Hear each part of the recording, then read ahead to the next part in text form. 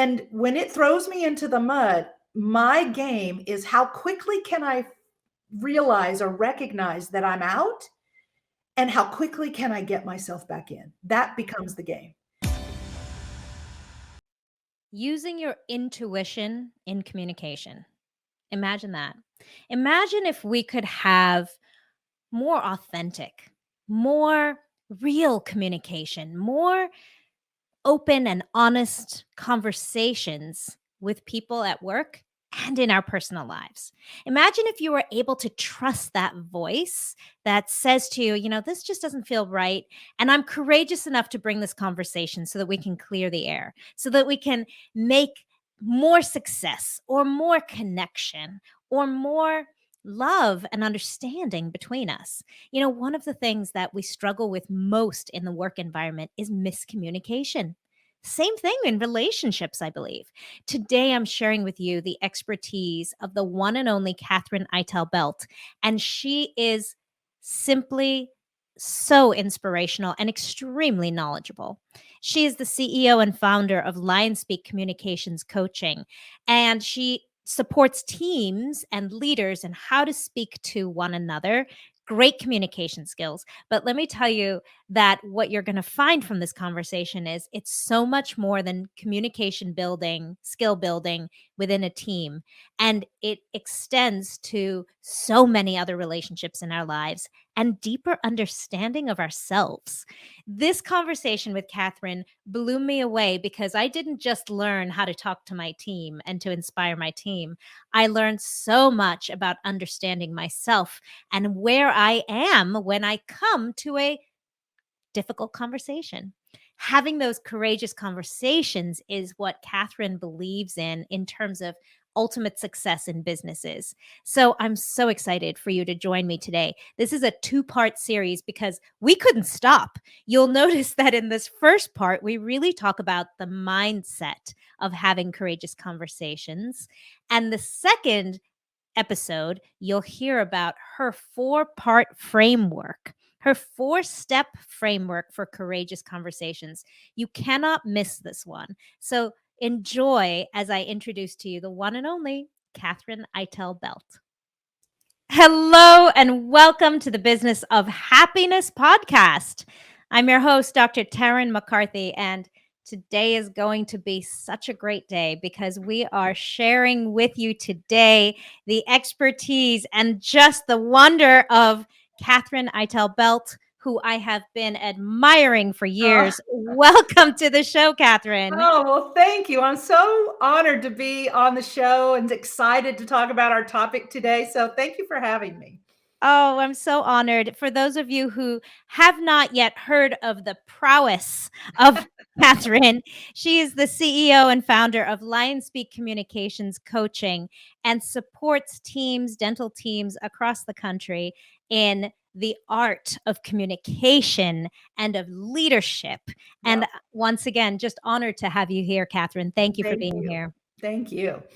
And I love the picture of the lions behind you, by the way. Move out of the way. I'm kind of backwards, but there's my lion. Yeah. Oh, there she is. So beautiful. So tell me, how did LionSpeak Communication come about? Walk us back. I want to hear the backstory of how this started. Yeah. I started as a chairside dental assistant in dentistry, and then eventually worked my way up into the administrative area and running a practice, and then ultimately becoming a practice management consultant. So for several decades, that's what I did. But about a decade ago, I decided that the piece I loved the most was communications and leadership coaching. So I kind of jumped off a cliff. Wasn't sure people would pay for only communications coaching, but it turns out they will 10 years later. And that's when LionSpeak was born. We rebranded. And LionSpeak comes from a principle that guides almost all of our work. And it's something we call the Lioness Principle. And it's really based on how a lioness teaches her cubs to hunt. There's 7 stages scientists have identified she takes them through to teach them the skill they need to survive. But the truth is, the principle is that actually the cubs were born with the sort of hardwired instinct and knowledge, raw knowledge to to hunt and survive and thrive. And so really what it looks like she's teaching them something new from the outside, but what's really happening is she's awakening what's already hardwired into their DNA and creating an environment where she can tease out what they already know instinctively and allow them to master it. And it turns out that's the same for all mammals. So the Lioness Principle is applicable to all of us, especially those of us that are in any kind of a leadership position or management or training position where we're trying to grow others into their potential. Just like the lioness, we need to recognize that our pupils, our trainees, our employees, our team members have this inherent instinctive greatness and raw knowledge of how to thrive within them already, hardwired. So our job is really to do the same thing she's doing, create that environment where we can tease out of them that greatness and that potential. And so hence LionSpeak and hence the whole, I know more about lions now than I ever thought I would ever want to know. But it's been a great brand for us and a great way of distinguishing our form of leadership. So I absolutely love that perspective that each of us has that greatness yeah. inside of us. It Mhm. is so beautiful, not just in terms of the people you're leading, but in terms of being a leader yourself. Because I found, I don't know if you've I'm tearing up here, Catherine. That's Aw. how beautiful this is. I'm not sure if this has been something that you've noticed is that many people feel uncomfortable with the term leader. They feel Mhm. uncomfortable being a leader. And what you're just speaking to is that innate ability to also lead. Yeah, I mean, who doesn't want to leave a legacy at the end of our life for being, number one, authentically who we are, but authentically our best self, right? The kind of person that people looked to and could count on for good judgment, for non-judgment, in our communications, for being the type of person that could inspire others to their potential. And I think even if you're not in a classic business leadership position, everyone in our life can make the decision to navigate and go through their everyday life at home, out on the streets in your neighborhood, on social media, at work. We can make the decision that the legacy we want to leave is to have been a positive influence on others. Mm. And I don't know of many people who wouldn't wish for that. And so I think it's absolutely possible to create that in your life. I think the skills to do it are absolutely learnable and teachable, and they really aren't that hard or that many. And so it's actually simpler than we make it way more complicated leadership than we really need to.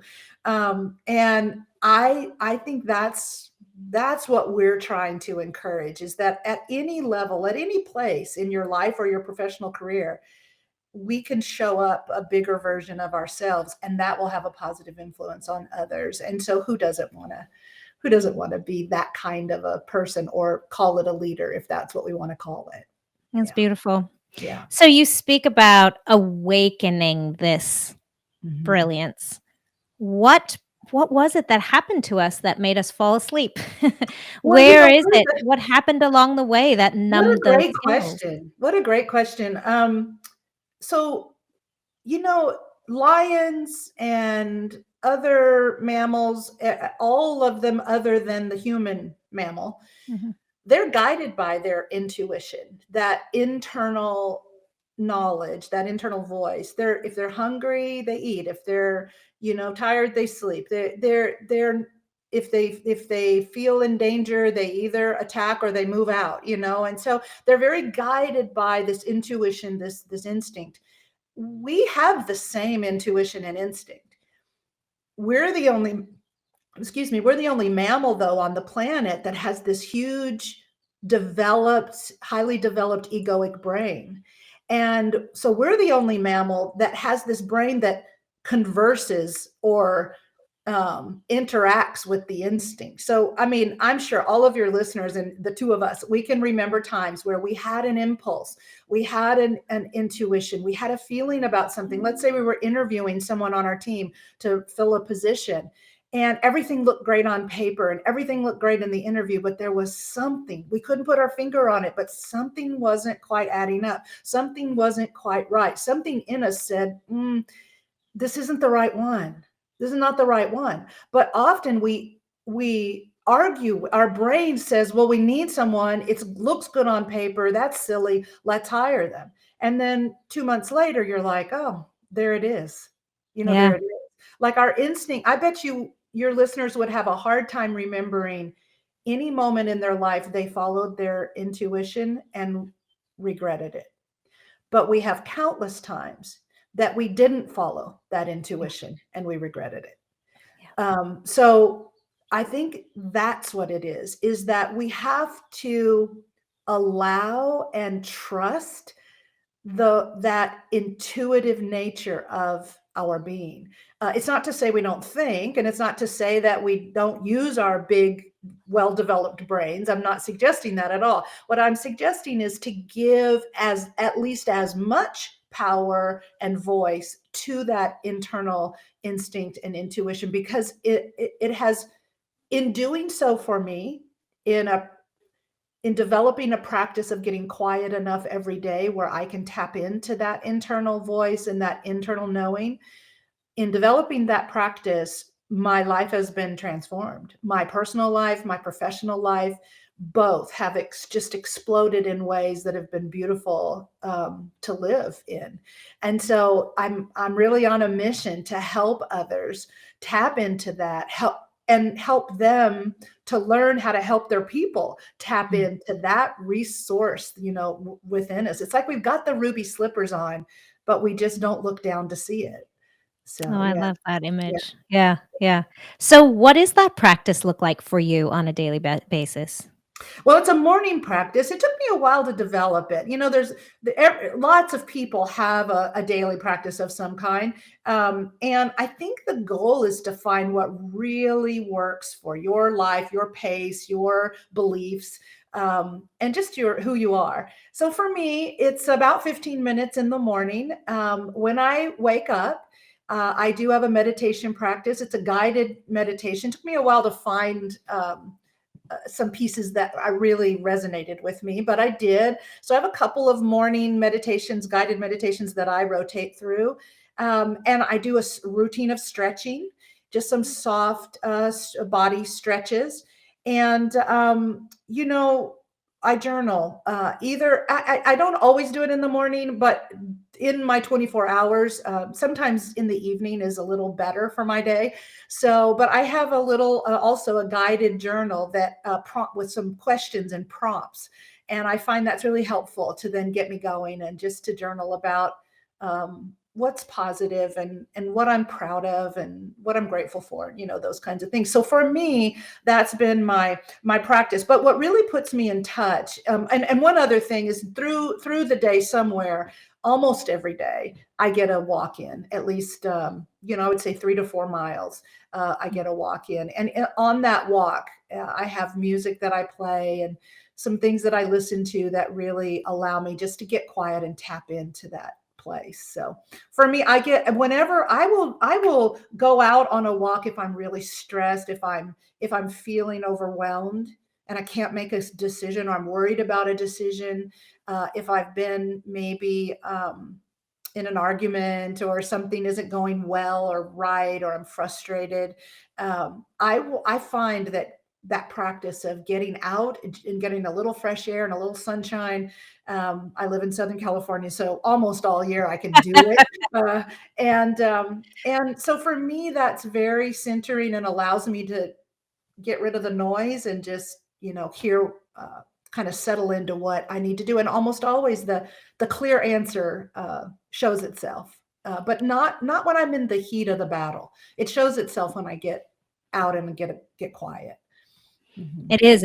It's incredible, the strength that you receive when you're able to just block out those extra Yeah. noise, that extra Yeah. noise.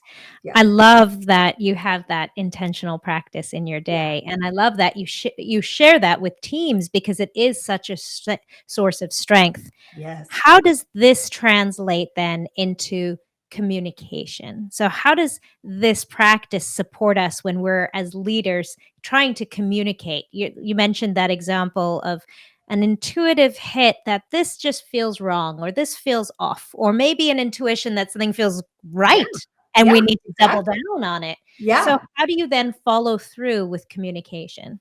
Yeah, so we're known. I'm known, and my company is known as being the unscripted communications coaching company, Mm, which almost seems sort of uh, at odds because most people, when they think about communications coaching, they think about scripting, and yeah, there is some there are some benefits that scripting brings. As a businesswoman, I'm sure you can relate, and I can too in my business, that I do want consistency of mm, message and of brand. And I wouldn't want someone to call LionSpeak and talk to Kelly and have a completely different experience than if they talk to Stacy, or get completely different information. So we do appreciate consistency. And same if you have children, or, these are all the same principles at work or at home.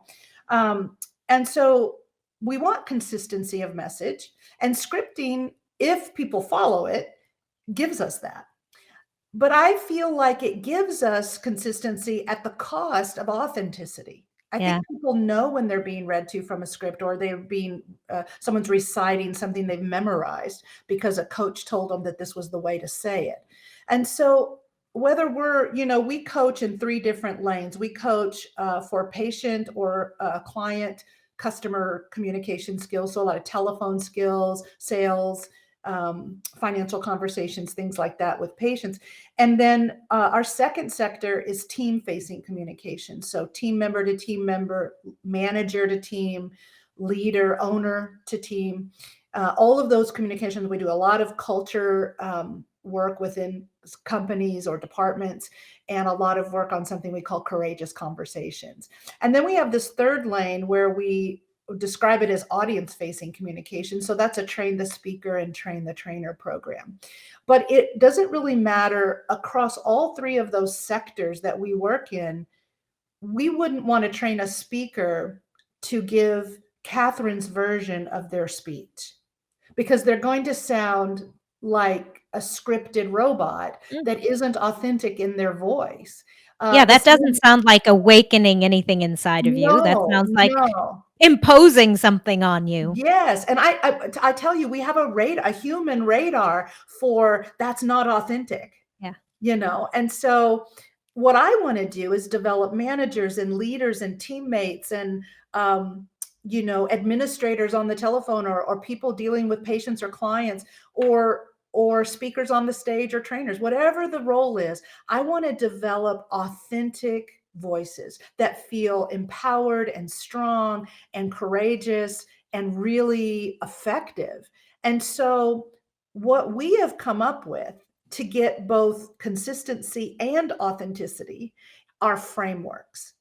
And if we're teaching how to convert a new client call on the telephone, we have a little framework that we introduce. And we say, within the framework, you get to be who you are. We know this framework will help you convert these clients better over the phone.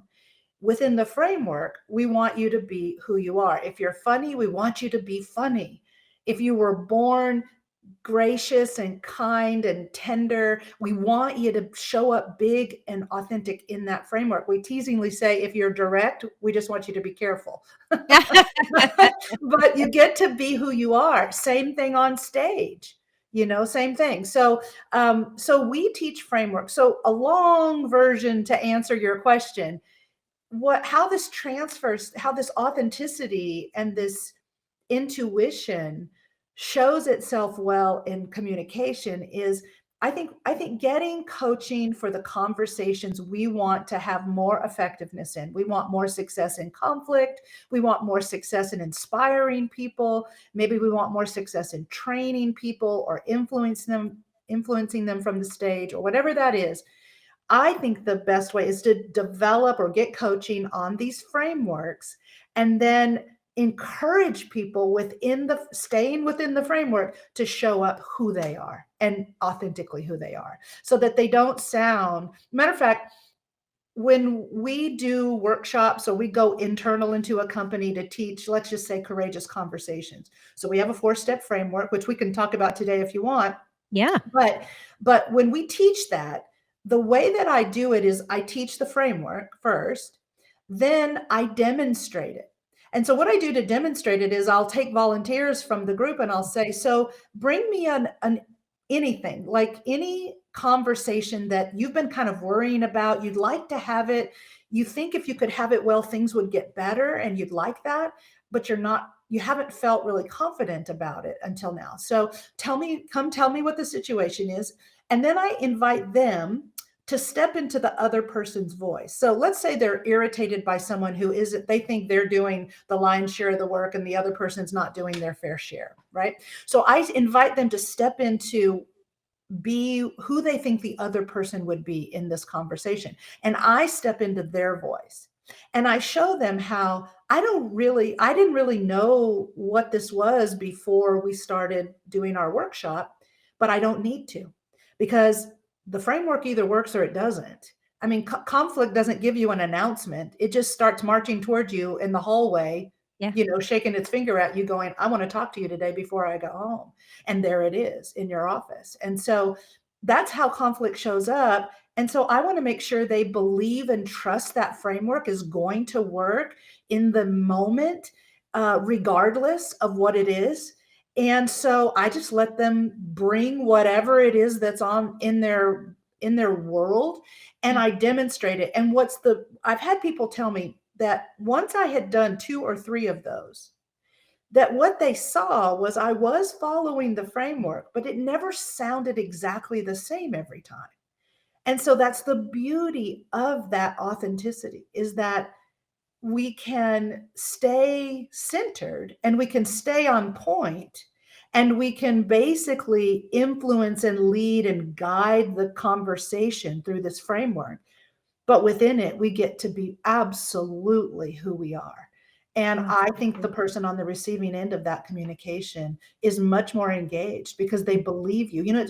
What that does is develop trust, because if I think you're authentically speaking to me from you, and you're doing it well, which would be the framework, then I'm going to start to trust you. You're going to build my trust and my confidence, and you're going to settle me down. And that's going to be good. So to do that, we can't have them go, did she just memorize this, or did she just go to a course, or that's not how you want them to feel about the conversation. You want them to feel that it's really honest and genuine. So if you're listening to this podcast, chances are you didn't get into business to be miserable. The problem is that people feel that if their business gets busier, if they start becoming more successful, that happiness will eventually set in. But it can actually get worse. This is why I created the Business of Happiness Prosperity Coaching. In this one-on-one coaching, we look at how to redefine success on your terms and re-find the joy and the passion in your dream. Visit me at thebizofhappiness.com and become the happiest business owner you know. Please, you offered. I'd love you to share for us that 4-step framework for courageous conversations. I'd love to know what that is. It's one of right now my most favorite things to teach and work on. Cool. Because we are in a really stressful time. Would you agree? I mean, coming out of COVID, we've been worried about our health, about our family's health. We've been worried about the economy. Our paychecks aren't going as far as they once were. The housing market's all kind of weird and upside down. I mean, there's just a lot. There's a lot of turmoil in the world politically and around the world, and so it's a very stressful time. And when stress goes up, conflict follows. because we're already heightened in we have less patience. We're more worried. With the amygdala in our brain, that fight or flight, that primitive part of our brain is just on high alert. And so conflict is actually accelerated and elevated right now. So these skills are actually more important than they've ever been. And most of us, I don't know about you, Tarryn, but most of us didn't have excellent examples of conflict management at home when we were growing up. There are some exceptions to that, but most of us didn't. And most of us didn't take a class in it. So here we are living and working and interfacing with people who none of us really got the skills. And that's why we're so on a mission to spread this word and to teach it, because it's easier than we think. And so it's two parts. I could give you the framework, and I will. But if I gave you the framework without mentioning this first part, it often would not work, and you might think it was the framework. And the part I'm talking about is mindset. So, for example, if you didn't have the ability to recognize that you were internally standing on an emotional platform of frustration, pessimism, negativity, maybe even anger, or guilt or regret, or any of those sort of negative emotional platforms, if that's the platform you're speaking from, the framework won't help you. Yeah. Do you see? But Absolutely. if you're capable of, and that's why the mindfulness practice every day strengthens our muscle to be able to be aware of where we are emotionally. Yeah. And how we know is not what we're thinking necessarily, but how we're feeling. And so I have this, a matter of fact, I teach this concept called the flow and the mud. And what it stands for is this very thing, this platform. So the flow, if you just think about a river running through the middle of the room you're standing in, and this is the most beautiful river. It's a great temperature. It's a beautiful current. It's just fantastic. And the river or the flow represents all of the good things in our life. Like, it's those moments in life when we've got enough money to pay the bills, and our health is good, and our family is good, and we love our work, and things are going well. So when you Things think feel about, easy. yeah. So Tarryn, when you think about a time in your life when things were really going pretty well, what are some of the feelings that you were feeling in those moments? If you had to describe the feelings. Confidence, Yep. ease, Yes. surrender, Yes. welcoming opportunity, welcoming You're new eager, right? eager. Yeah. Yeah. Yeah, that's what we hear, those kinds of words. We hear optimistic, we hear confident, we hear courageous, we hear benevolent. I feel generous. I feel, and it's a range, right? It could be anything from being kind of tickled to being elated, and anything in between. So any positive emotion, you're in this flow. You're feeling, you're on a strong emotional platform. If you think about on the sides of this river, this flow, are some muddy banks. And the muddy banks are the opposite. They are the times in life when we don't have enough money to pay the stack of bills, and we are worried about our health, and we are not loving our jobs, and we're not, our relationships are rocky, or whatever it is. And so we step over into this mud, and in the mud, we can still move. I mean, we're still moving like we are in the flow, but it's sluggish. It's harder. Things are harder. And so when you think, Tarryn, about times where things weren't going as well in your life, what were some of the emotions you felt then? So those would be fear or lack or resentment or blame. Yes, yes. Same. It's the opposite, right? It's pessimism, it's negativity, it's anger, frustration, Urgency. or like a panic almost. And like I said, it can vary. So the idea is that when we have a morning practice, a mindfulness practice, we start every day in the flow. We step out of our room into the world in the flow. But then life happens. Life happens to me. It happens to you. It happens to all your listeners. We get in traffic. We go to work. There's commerce. There's conversations. There's drivers on the road. There's kids that don't do what we want. There's dogs that throw up on the carpet. There's life, right? We turn on the news. The news isn't good. It's life happens. And so what happens is we start out in the flow, and then life pops us and throws us into the mud.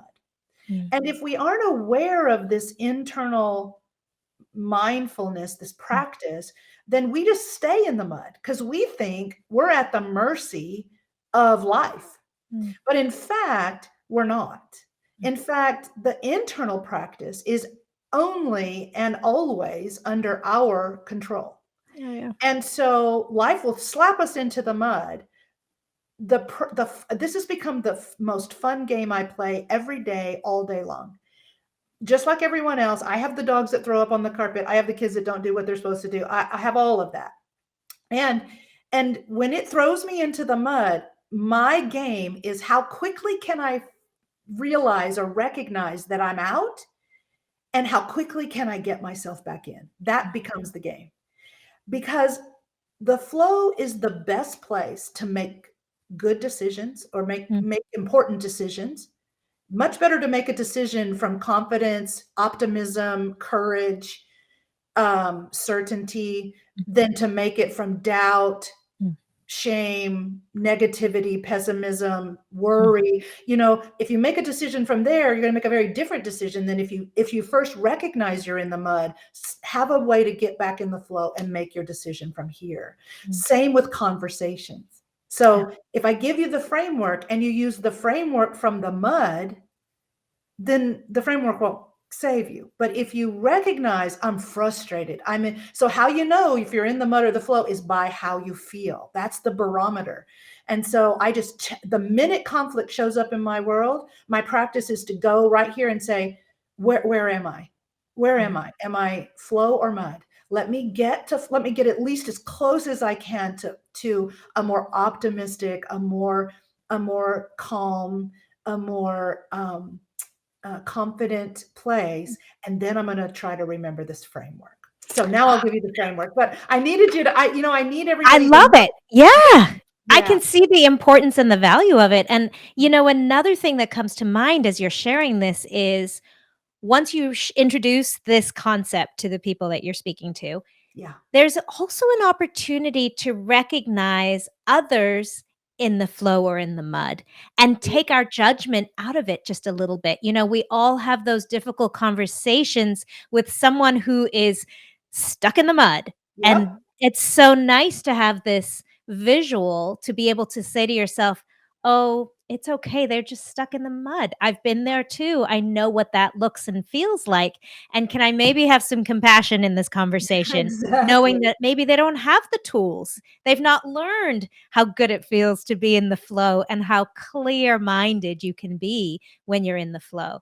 So I appreciate that imagery, because it does have an aspect of it of compassion and oneness and understanding with the person on the other side of the conversation. Yeah.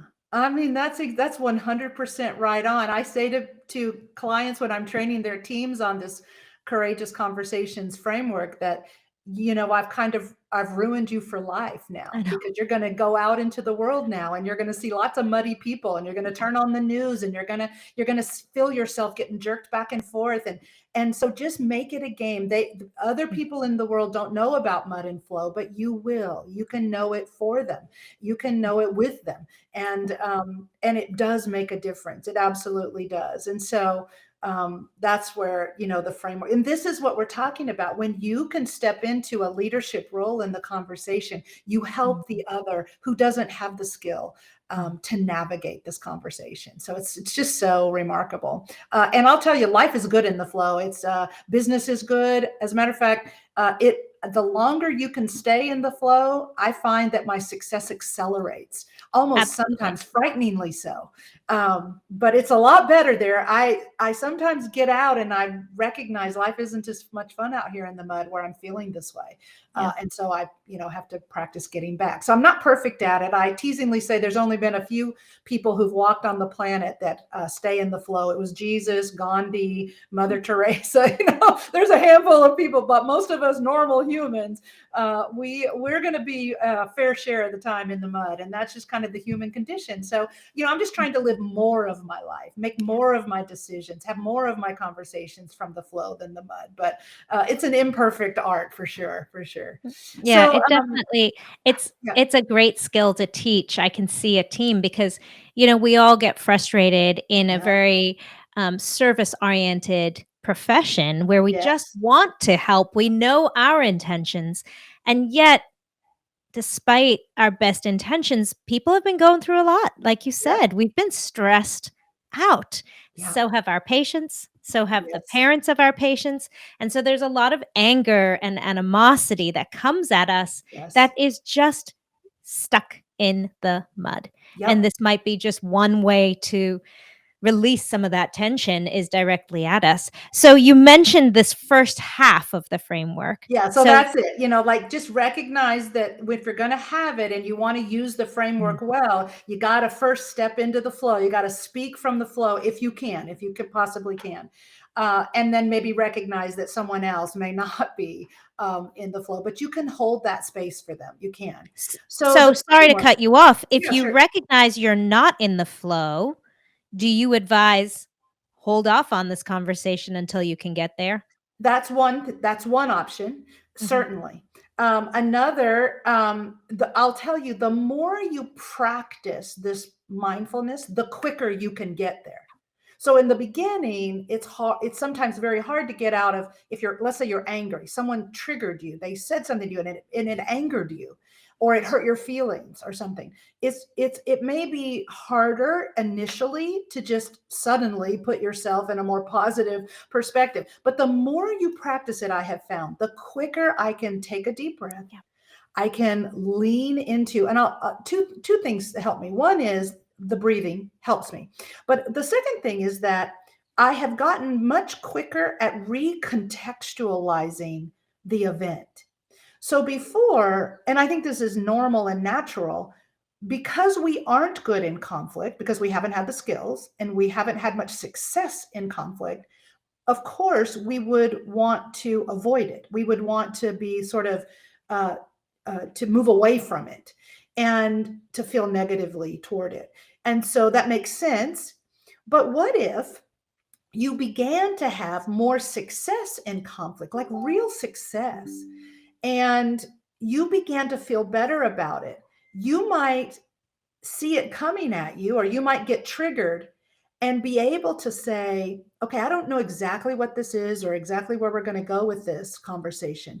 But what I do know is this will end up serving me.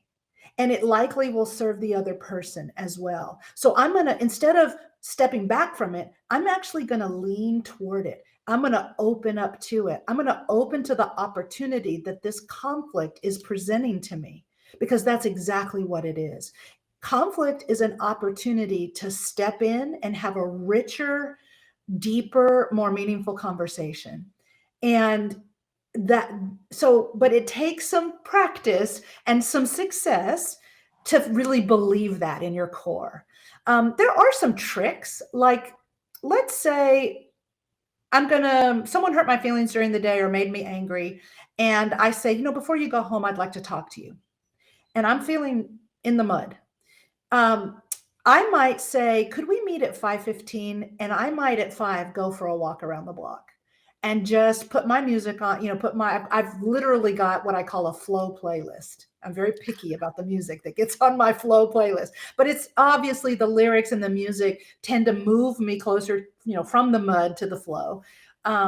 Or I have some meditations, or I have I also have a mantra manual on my phone, a file that I put quotes or passages that I know are more flow based. Yeah. Yeah. And so maybe I read a few of those or something, somehow I practice some things that get me to the flow. So there's lots of, we sort of individually have to figure out what our tools will be that will work for us, that will move us from mud to flow. Once you have the distinction, then you have to just sort of develop the tool belt to get you there. But I'll tell you, the more you do it, the quicker you can get them. The Get quicker back you in there. recognize it, and the quicker you can Yeah. shift, to shift. Yeah. Yeah. Oh my gosh, so good, right? Catherine has just introduced us to this amazing concept of understanding when you're in the flow, in the ease, in the glory of being in that beautiful, clean water, in that river, or if you're stuck in the mud. What a great visual to be able to take with us. Join us next time when we can find out what that 4-part framework is. That really is so powerful. Now that we have the tools to understand how we're approaching a conversation, how do we actually step into having that conversation? You're going to be blown away by these guidelines. So join us next time on episode 152 and understand how to use the skills that Catherine shares in LionSpeak to really get everyone on board and be able to get to greater success. You're going to love it, I promise. Until next time.